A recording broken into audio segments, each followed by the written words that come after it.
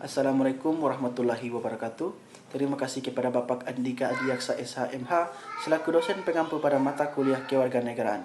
Saya Fahmi Amran dengan NPM 0227221198 yang bertugas sebagai moderator pada kelompok 4 kali ini. Di mana kelompok kami terdiri dari Anggun, Maharani, Yusliana, Kurniawati, Leilita, Faradila, Junianti, Intan, Ayumna, dan Iksal. Di sini kami telah mewawancarai dua dosen yaitu Bapak Khotib dan Bapak Didit.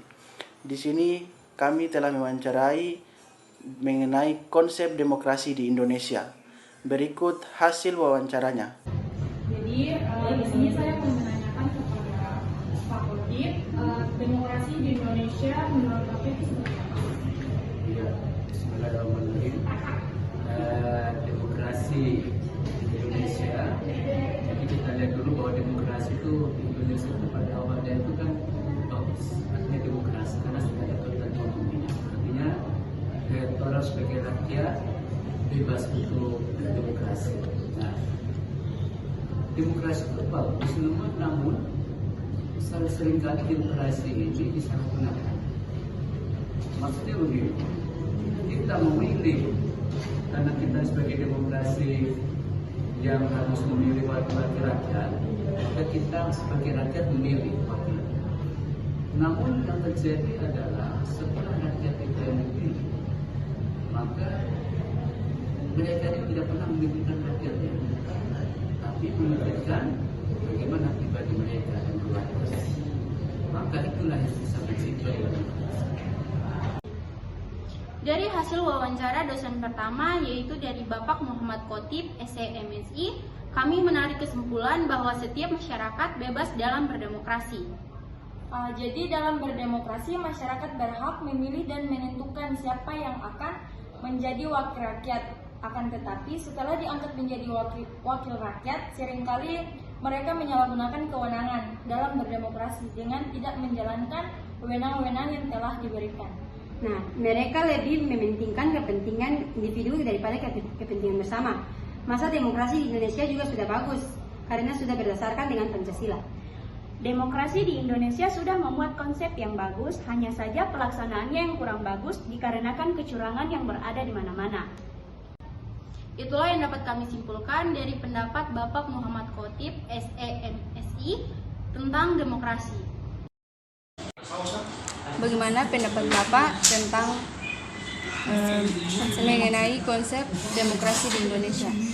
Oke, sederhananya begini, demokrasi itu kata kerja ya. Dalam pemaknaan secara umum atau secara harfiah kita kenal demokrasi itu merupakan satu kata kerja yang notabene berkaitan erat dengan bagaimana satu sistem pemerintahan. Nah, ketika kita berbicara terkait dengan Indonesia sendiri, sebenarnya prinsip demokrasi sendiri itu sudah mengakar. Bahkan jauh sebelum Indonesia merdeka, konsep demokrasi itu dikenal oleh beberapa kerajaan yang ada di wilayah Negara Kesatuan Republik Indonesia sendiri. Nah, konsep demokrasi sendiri jauh sebelum adanya Indonesia merdeka, kita kenal juga salah satunya dari kerajaan Ternate, seperti contoh pemilihan sultan dan lain-lain, itu semuanya sesuai dengan demokrasi. Konsep dasar demokrasi sendiri sebenarnya itu adalah dari rakyat untuk rakyat dan kembali kepada rakyat. Sehingga ketika kita berbicara demokrasi itu tidak terlepas dari rakyatnya sendiri. Nah, pandangan umumnya terkait dengan demokrasi secara garis besar, biar saya takut jangan sampai saya salah, karena demokrasi di Indonesia itu kita kenal dengan konsep demokrasi Pancasila. Padahal konsep demokrasi secara umum kita kenal secara luas itu merupakan sistem pemerintahan yang sendiri. Kenapa masuk demokrasi dalam kategori Indonesia sebagai demokrasi Pancasila? Karena demokrasi sendiri dikenal oleh beberapa negara itu merupakan sistem pemerintahan yang tergantung bagaimana asas negaranya berlaku di negara tersebut. Di Indonesia sendiri kita mengenal sistem Pancasila sebagai landasan negara kita karena konsep demokrasi masuk ke dalam situ dan mengenal masuk ke dalam sistem demokrasi Pancasila. Sebagai contoh, kita mengenal sistem demokrasi di beberapa negara, tetapi demokrasi yang mereka tuju berdasarkan pada sistem parlementer. Contoh Amerika Serikat dan lain-lain. Indonesia masuk dalam sistem demokrasi, tetapi demokrasinya itu berdasarkan pada konsep trias politika. Kita mengenal konsep trias politika sendiri itu ada 3. Yang pertama adalah legislatif, eksekutif, dan yudikatif. Legislatif itu anggota DPR, MPR, dan lain-lain. Eksekutif itu seperti presiden dan wakil presiden, dan yudikatif itu seperti Mahkamah Agung, Mahkamah Konstitusi, dan lain-lain. Ketiga unsur dasar dari trias politika ini sebenarnya masuk ke dalam sistem pemerintahan kita berdasarkan pada konsep demokrasi Pancasila.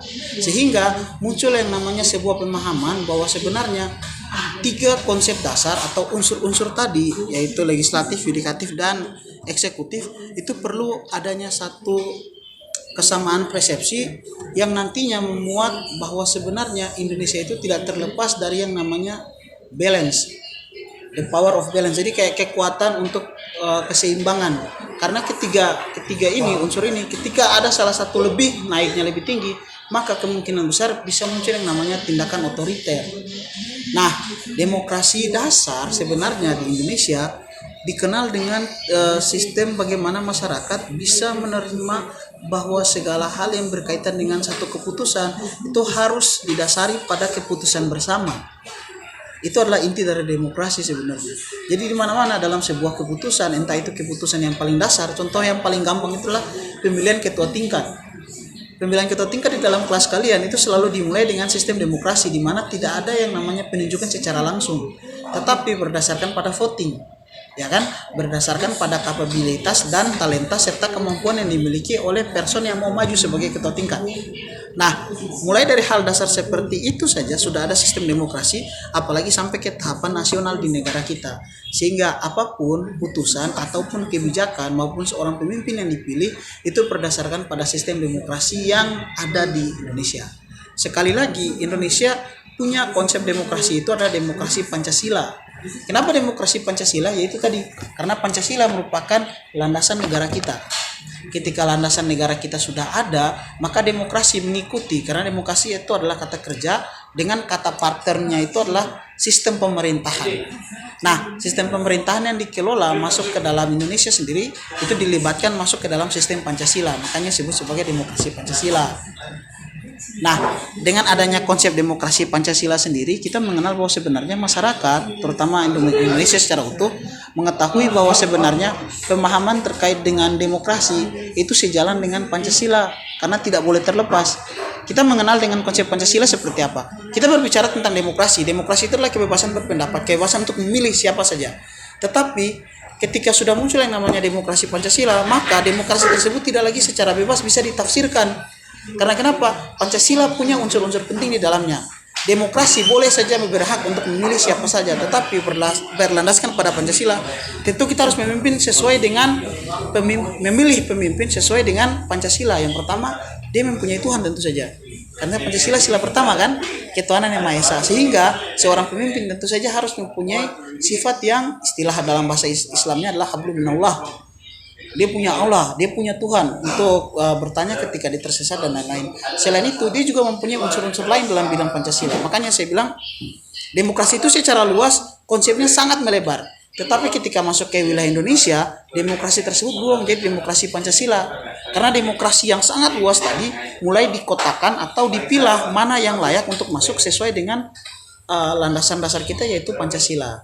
Sederhananya seperti itu sih, biar kalian tidak bingung. Soalnya ekonomi kan, ya kalau bahas lagi lebih jauh kalian pasti bingung. Itu intinya sih. Mungkin bisa dijadikan sebagai tambahan saja. Kenapa demokrasi Pancasila digunakan, kenapa tidak menggunakan Islam dan lain-lain? Karena sederhananya begini.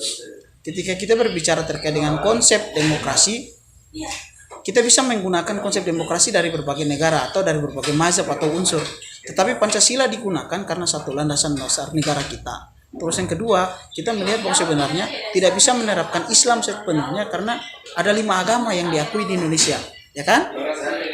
Dan kenapa masuk ke dalam konsep dasar Pancasila? Balik lagi ke sila kedua. Bunyi sila kedua, kemanusiaan yang adil dan beradab. Kita tidak mungkin memilih pemimpin yang tidak beradab, ya kan? Tapi ketika kita menghilangkan Pancasilanya tadi, kita hanya memakai konsep dasar demokrasi, maka otomatis setiap orang untuk berhak memilih siapa saja. Baik orang itu punya latar belakang yang buruk maupun dia otoriter. Bahkan seorang pembunuh sekalipun kita bisa memilih dia. Tetapi karena konsep kita sudah dipatokkan dasar, yaitu konsep dasar demokrasi Pancasila, maka demokrasi kita itu punya landasan dasar kuat, yaitu sistem Pancasila kita. Jadi kembali lagi ke Pancasila kita. Berkaitan dengan kewarganegaraan sendiri, sebenarnya kita masyarakat, terutama kalian para mahasiswa, kaum intelijensia, berpikir bahwa sebenarnya demokrasi itu bagaimana mengutarakan atau mengungkapkan pendapat secara umum dan luas. tetapi diingat kembali. Ini yang saya bilang kebanyakan mahasiswa masih bingung bahwa mereka mendeklarasikan terkait dengan demokrasi tetapi tidak berlandaskan pada Pancasila, sehingga ketika mereka menyampaikan pendapat terkadang tidak sejalan dengan konsep Pancasila yang mereka anut. Saya ambil contoh terkait dengan sila kelima. Bunyi sila kelima apa sih? Keadilan sosial bagi seluruh rakyat Indonesia, ya kan? Nah, konsep keadilan sosial bagi seluruh rakyat Indonesia itu kita berbicara terkait dengan konsep adil, keserataan kepada seluruh masyarakat yang ada di seluruh pelosok Indonesia. Nah, terkait dengan mahasiswa yang sering melakukan demo dan lain-lain, mereka mungkin saja menuntut sesuatu kepada pemerintah, tetapi mekanisme demo mereka terkadang tidak sesuai dengan konsep demokrasi yang dianut. Saya ambil contoh yang paling gampang seperti ini. Ketika mahasiswa melakukan demo terkait dengan hak-hak mereka yang tidak terpenuhi oleh pemerintah daerah contohnya, ketika mereka demo dan melakukan bakar ban, berisik di depan kelas dan bahkan mengusir mahasiswa yang lagi kuliah, Anda juga melanggar hak-hak orang yang ada kuliah loh. Sederhananya seperti itu, ya kan? Makanya saya bilang, kemerdekaan atau dalam bentuk demokrasi yang bebas pun sebenarnya itu bermasalah. Karena kenapa? Demokrasi yang sebebas-bebasnya bisa menimbulkan yang namanya anarkis. Karena semua orang berhak untuk berpendapat, semua orang berhak untuk mengutarakan pendapat mereka, semua orang berhak untuk memilih siapa saja. Makanya ada yang namanya demokrasi Pancasila. Kalau tidak ada, berarti kita masyarakat Indonesia menerima LGBT dengan lapang dada. Sayangnya, sekali lagi Pancasila menguatkan kita bahwa kita punya yang namanya negara ketuhanan. Ya kan? Kita punya negara ketuhanan, kita punya yang namanya gender yang identitasnya sangat jelas, yaitu laki-laki dan perempuan. Sehingga demokrasi yang diberikan tidak serta-merta memberikan keleluasaan kepada semua pemahaman, termasuk pemahaman LGBT, untuk ikut masuk ke dalam Indonesia. Karena sekali lagi, demokrasi kita adalah demokrasi Pancasila. Nah, itu intinya sih, biar kalian tidak bingung. Mungkin karena kalian mau buat makalah dan lain-lain, buat resume. Jadi sebenarnya biar kalian tidak bingung, itu tadi intinya adalah demokrasi itu secara luas merupakan kata kerja di mana adalah roda pemerintahan atau sistem pemerintahan. Di Indonesia sendiri menganut paham demokrasi tersebut, tetapi demokrasi yang dianut adalah demokrasi Pancasila. Kenapa? Karena landasan dasar negara kita yaitu Pancasila. Kalau tidak ada demokrasi Pancasila dan kita hanya menerima demokrasi secara utuh, berarti kita tidak mentersier atau tidak memfilter demokrasi seperti apa yang kita terima. Karena seyakin-yakinnya orang membuat demokrasi yang terlalu bebas atau sebebas-bebasnya menimbulkan yang namanya tindakan anarkis. Seperti itu. Bisa ditarik kesimpulan pada wawancara tersebut bahwa demokrasi adalah bentuk pemerintahan di mana semua warga negaranya memiliki hak yang sama untuk pengambilan keputusan yang dapat mengubah hidup mereka. Demokrasi mengizinkan warga negaranya ikut serta baik secara langsung atau melalui perwakilan dalam perumusan, pengembangan, dan pembuatan hukum.